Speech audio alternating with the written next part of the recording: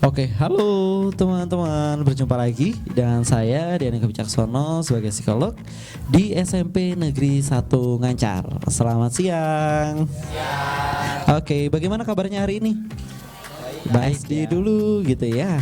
Nah, ketika berinteraksi dengan banyak orang, pasti kita akan menemukan berbagai macam ya karakteristik, kriteria dan model-model.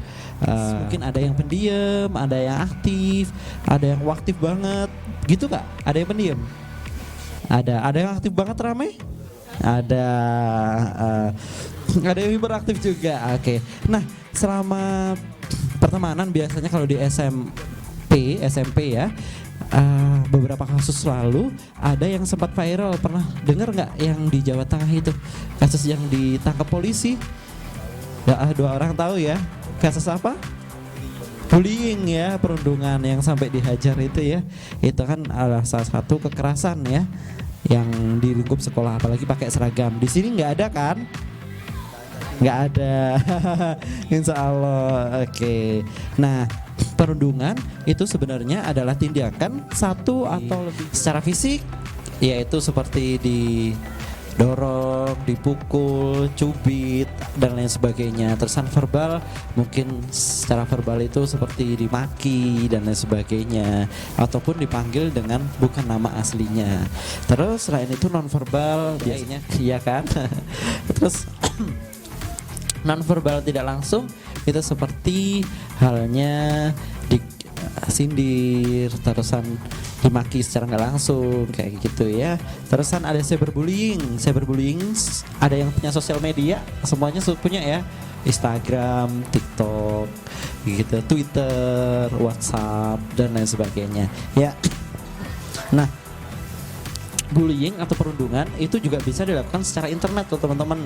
Mungkin dengan menyebarkan fitnah, menyebarkan gosip lewat sosial media, menyebarkan foto atau aib lewat sosial media seperti itu. Dan yang terakhir yaitu kekerasan seksual. Nah, kalau dari teman-teman di sini, dari yang saya sebutkan tadi atau yang sebelumnya pernah di sesi sosialisasi ya sebelumnya kan. Nah, dari sini teman-teman ada yang ingin ditanyakan nggak tentang kasus-kasus itu di lingkungan sekolah? Mungkin dari yang cowok dulu deh. Siapa?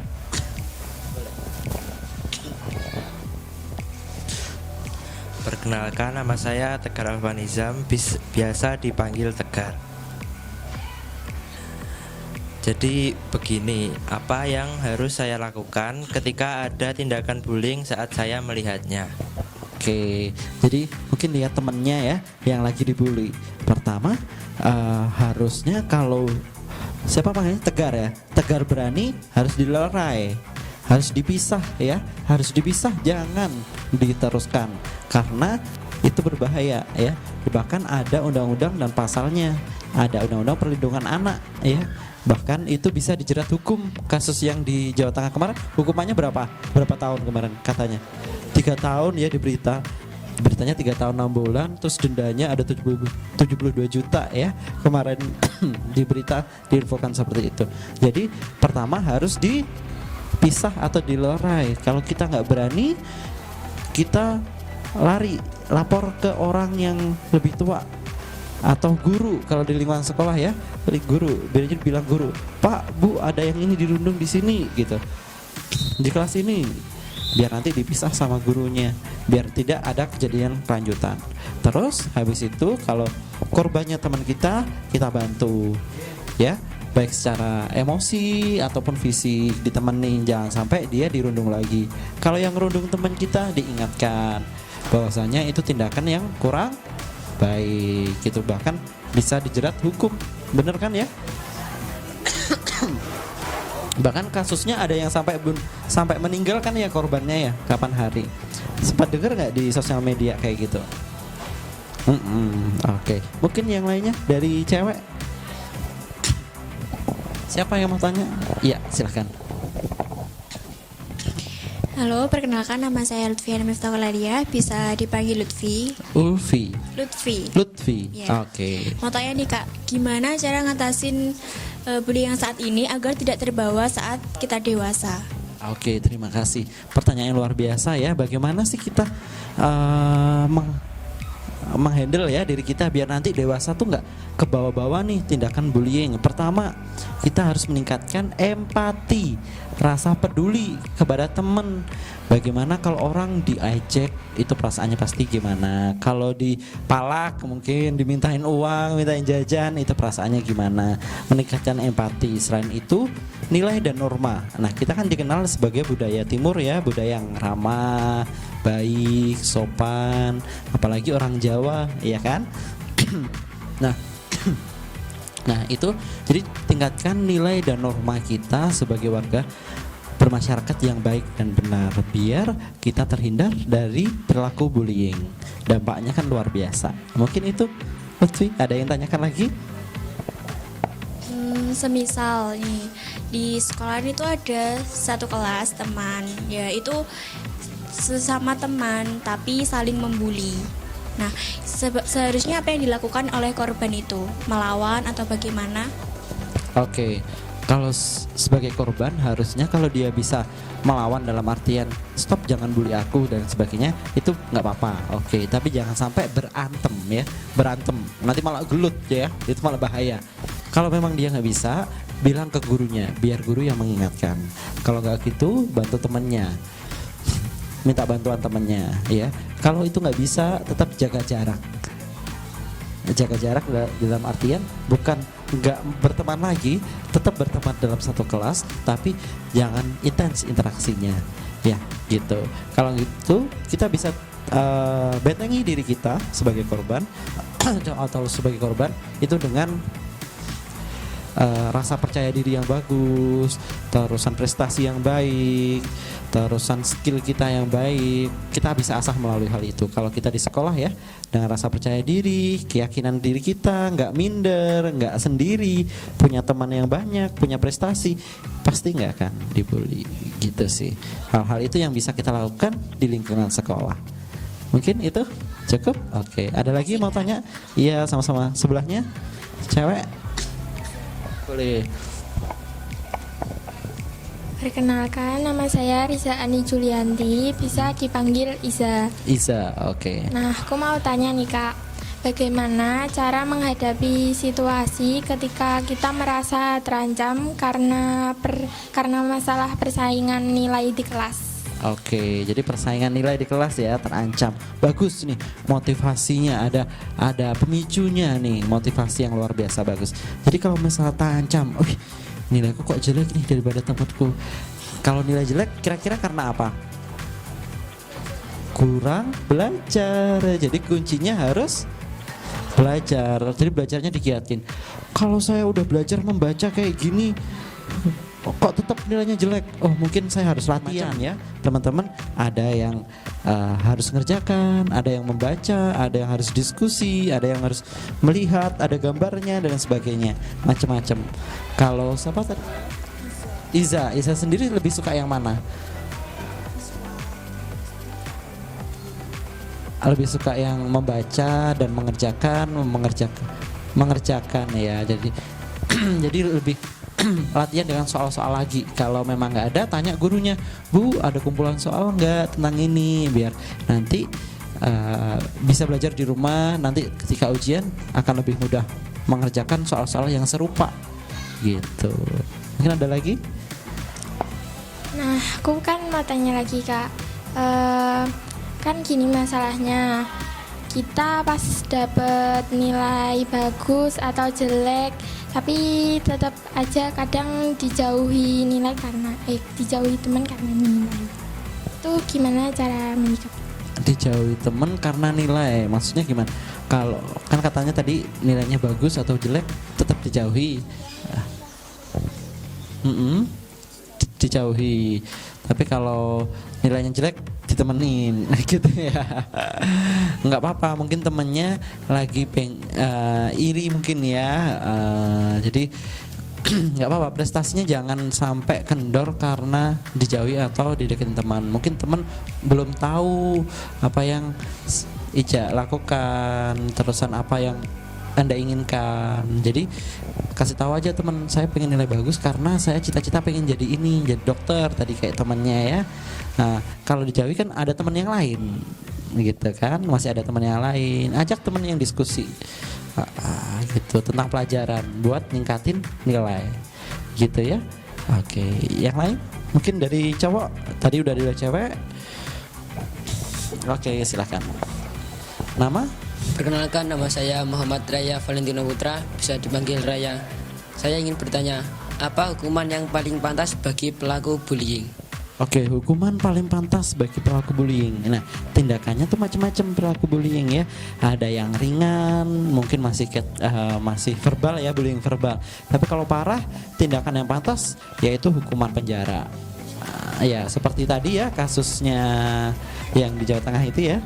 Nah, bahwasanya ada hukuman penjara, itu dikucilkan sama tetangganya kan datang tuh pada ngolok-ngolok. Nah, kan malu ya sebagai orang tua, sebagai pelakunya juga pasti malu karena udah dipandang seperti itu sama masyarakat. Yang pantas, yang paling berat yaitu hukumannya penjara dan denda. Tergantung tingkat pembuliannya. Gitu. Oke, gitu ya, Raya. Ada yang tanyakan? Cukup. Oke. Nah, kalau kasus-kasus bullying itu banyak banget ya, dampaknya juga dari segi fisik, psikis, dan sosial juga. Bahkan tidak hanya bagi korban, pelaku pun juga kayak gitu. Kalau ada temen yang suka ngebully, segera di stop, ingatkan, meningkatkan empati, nilai dan norma kita sebagai warga bermasyarakat yang baik dan benar. Kan kita di sekolah dididik untuk menjadi menaati nilai-nilai dan norma yang ada di sekolah, ya toh? Gitu. Nah, mungkin ada yang tanya lagi nggak nih? Ya, boleh, silahkan.